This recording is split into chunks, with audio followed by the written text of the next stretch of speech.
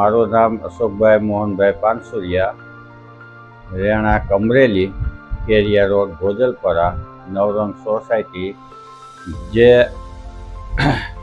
સોસાયટીની અંદર 2-3 અરકાઈ solar ગોલ્ડીના fit કરેલ છે, જેના અનુભવ પ્રમાણે જાણવા મળે, જેથી મેં અરકાઈ ઓફિસે જાણ કરી અને મેં સોલાર ફિટ કરાવ્યું છે, જે મને ખૂબ જ સંતોષકારક ફિટિંગ થઈ ગયું છે.